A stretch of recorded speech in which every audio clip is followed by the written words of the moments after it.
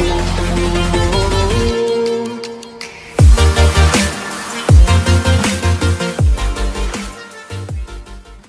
morning all. We have seen the protective devices of the brain and the functions of CSF++. We know brain is the center of all life activities in our body, which controls and coordinates all the life activities in our body. സംരക്ഷണ ഉപാധികളെ കുറിച്ചിട്ടും അതുപോലെ തന്നെ cerebrospinal ദ്രവത്തിന്റെ ധർമ്മങ്ങളെ കുറിച്ചൊക്കെ കഴിഞ്ഞ ക്ലാസ്സിൽ പഠിച്ചതാണ്. നമ്മൾ ഇന്ന് പഠിക്കാൻ പോകുന്നത് മസ്തിഷ്കത്തിന്റെ ഘടനയാണ്. നമുക്കറിയാം കേന്ദ്ര നാഡീ വ്യവസ്ഥയുടെ ഏറ്റവും പ്രധാനപ്പെട്ട ഭാഗമാണ് മസ്തിഷ്കം. അതിന്റെ ഘടനയെ കുറിച്ചാണ് നമ്മൾ ഇന്ന് കൂടുതലായിട്ട് പഠിക്കാൻ പോകുന്നത്.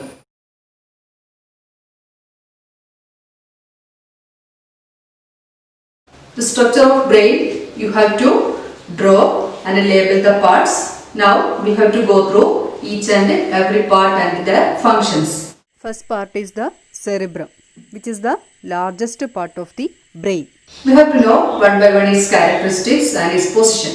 That is, it contains numerous fissures and folds to increase the surface area so that it can accommodate maximum number of neurons in it.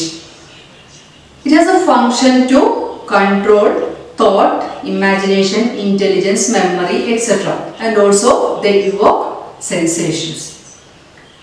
That is, through our sense organs, the sight, hearing, etc. reaches the cerebrum, and cerebrum help to know about it.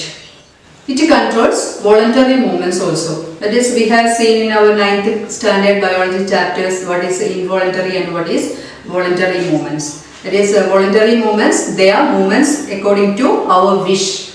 That is, these kind of movements are controlled by the part of brain called cerebrum.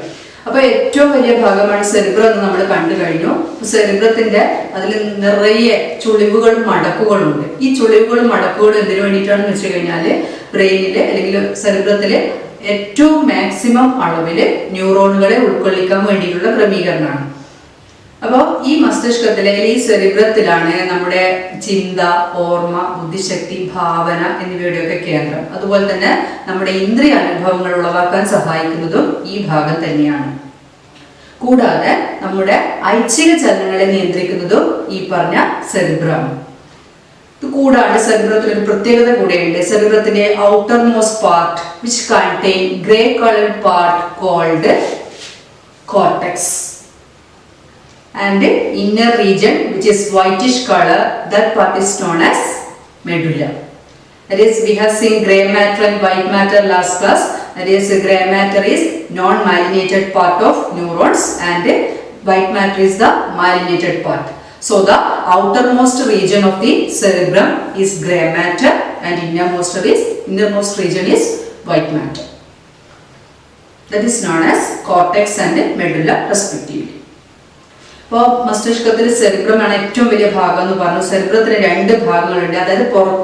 അതായത് അതിന്റെ ഏറ്റവും പുറമേയുള്ള ഭാഗം ചാരനിറത്തിൽ കാണപ്പെടുന്നു. ഈ ഭാഗം grey matter ആണ്. ഈ ഭാഗത്തെയാണ് കോർട്ടെക്സ് എന്ന് വിളിക്കുന്നത്. അതുപോലെ അതിന്റെ ആന്തരഭാഗം വൈറ്റ് മാറ്ററും ആയിരിക്കും. അതായത് മൈലിൻ ഷീറ്റിന്റെ ആവരണം കൂടുതലുള്ള ഭാഗം എപ്പോഴും വൈറ്റ് മാറ്റർ ആണ്. നമ്മൾ പഠിച്ചതാണ്. ആ വൈറ്റ് മാറ്റർ ഉൾവശത്തായിരിക്കും. അതാണ് മെഡുല. അപ്പോൾ സെറിബ്രത്തിന്റെ പ്രാധാന്യം അല്ലെങ്കിൽ സെറിബ്രത്തിന്റെ പ്രത്യേകതകളൊക്കെ നമ്മൾ കണ്ടു കഴിഞ്ഞു. അതിന്റെ പൊസിഷൻ ഏറ്റവും വലിയ ഭാഗമാണ് സെറിബ്രം. അതുപോലെ ഒരുപാട് മടക്കുകളും ചുളിവുകളും കാണപ്പെടുന്ന ഭാഗമാണ്. ഓർമ്മ, ചിന്ത, ബുദ്ധിശക്തി, ഭാവന ഇവയുടെയൊക്കെ കേന്ദ്രമാണ്.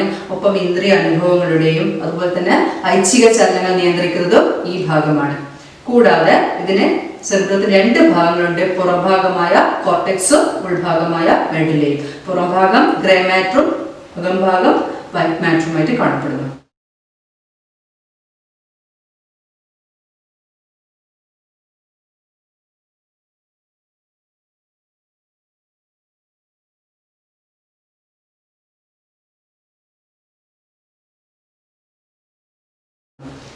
ഇനി നമ്മൾ കാണാൻ പോകുന്നത് മസ്തിഷ്കത്തിലെ അതിപ്രധാനമായ മറ്റൊരു ഭാഗത്തെ കുറിച്ചാണ്. അതായത് ഏറ്റവും വലിയ രണ്ടാമത്തെ ഭാഗമാണ് സെറിബെല്ലം.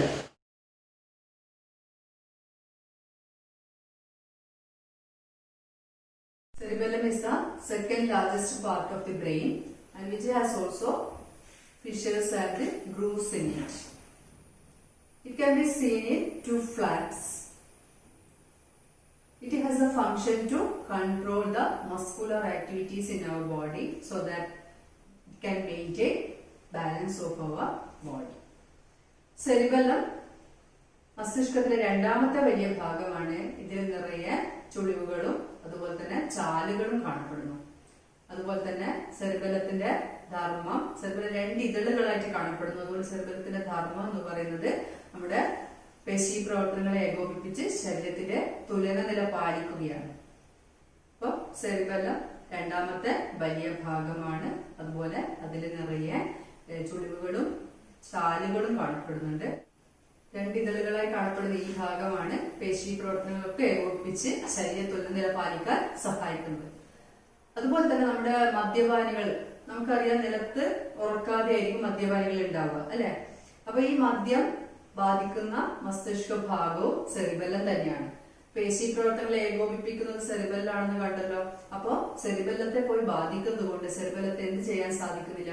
പേശി പ്രവർത്തനങ്ങളെ ഏകോപിപ്പിക്കുന്നതിൽ തകരാറ് സംഭവിക്കുകയും ശരീരത്തിലുള്ള തുലന നില ഇല്ലാതാവുകയും ചെയ്യുന്നു. അതുകൊണ്ടാണ് മദ്യപാനികൾക്ക് നിലത്തുറക്കാതെ അല്ലെങ്കിൽ ശരീരത്തിന്റെ ബാലൻസ് നഷ്ടപ്പെട്ടു പോകുന്നത്.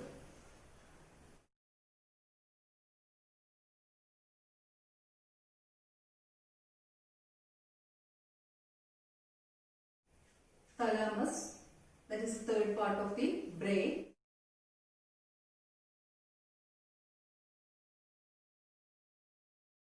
Which is situated below the cerebrum. It acts as a relay station of impulses to and from the brain. It analyzes the impulses and sends the important ones to the cerebrum and to the body parts. അതായത് thalamus ആണ് മൂന്നാമത്തെ ഭാഗം, അല്ലെങ്കിൽ മസ്തിഷ്കത്തിലെ മൂന്നാമത്തെ ഭാഗം thalamus ആണ്. ഈ ഭാഗത്തിലെ പ്രത്യേകത എന്താണെന്ന് വെച്ച് കഴിഞ്ഞാല് ഇതൊരു പുനഃപ്രേഷണ കേന്ദ്രമായി പ്രവർത്തിക്കുന്നു. ആവേഗങ്ങളുടെ പുനഃപ്രസരണ കേന്ദ്രമായിട്ട് ഇവ പ്രവർത്തിക്കുന്നു. അതായത് മസ്തിഷ്കത്തിലേക്ക് സെറിബ്രത്തിലേക്ക് ആവേഗങ്ങള് പ്രാധാന്യമനുസരിച്ച് മാത്രം കടത്തിവിടുന്ന ഒരു റിലേ സ്റ്റേഷനാണ്, അല്ലെങ്കിൽ ഒരു പുനഃപ്രസരണ കേന്ദ്രമാണ് ഇത് തലാമസ്. തലാമസിലെ ആവേഗങ്ങൾ തലാമസ് വഴിയാണ് സെറിബ്രത്തിലേക്ക് കടക്കുന്നത്. പ്രാധാന്യമുള്ളവയെ മാത്രം അത് സെറിബ്രത്തിലേക്ക് കടത്തിവിടുന്നു, ബാക്കിയുള്ളവയെ കടത്തിവിടാതിരിക്കുന്നു. അത് സെറിബ്രത്തിന് തൊട്ട് താഴെയാണ് ഈ ഭാഗം സ്ഥിതി ചെയ്യുന്നത്.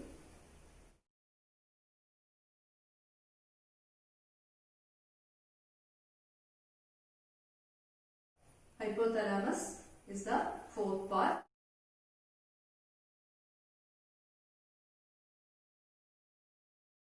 Which is situated just below the thalamus. As the name indicates, it is behind the thalamus.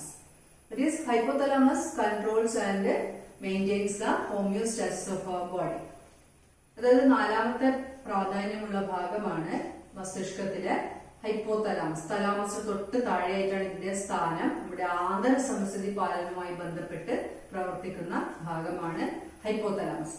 ആന്തര സമസ്ഥിതി എന്താണെന്നൊക്കെയുള്ള കാര്യം നമ്മൾ 9ാം ക്ലാസ് പഠിച്ചിട്ടുണ്ട്. എന്നാലും ഒന്നുകൂടെ സൂചിപ്പിക്കാം. നമ്മുടെ ശരീരത്തിലെ എല്ലാ രാസപ്രവർത്തനങ്ങളും രാസവസ്തുക്കളുടെ ഉത്പാദനവും ഒക്കെ വളരെ ബാലൻസ്ഡ് ആയിരിക്കുന്ന ഒരു അവസ്ഥയാണ് നമ്മൾ പറയാം ആന്തര സമസ്ഥിതി എന്ന് പറയുന്നത്.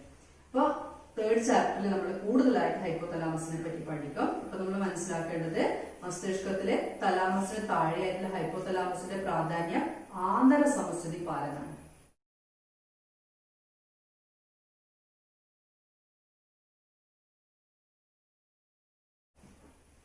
Last part is the medulla oblongata, which is rod-shaped, seen below the cerebrum and near to the cerebellum.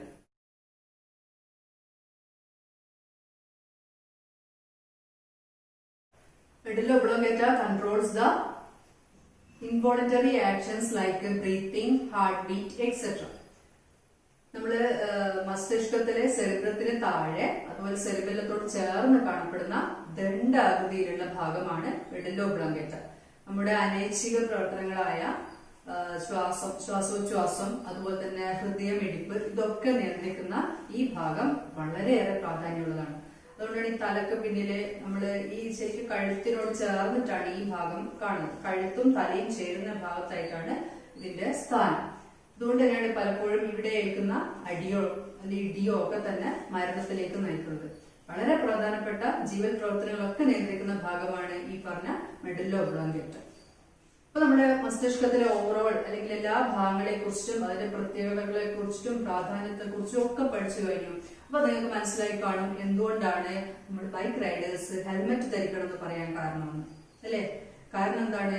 നമ്മുടെ മസ്തിഷ്കത്തിലുള്ള ന്യൂറോണുകളുടെ എണ്ണം നിശ്ചിതമാണ്. അവ ഒരിക്കലും വിഭജിച്ച് കൂടുന്നില്ല. ന്യൂറോണുകളുടെ പ്രത്യേകതയാണിത്.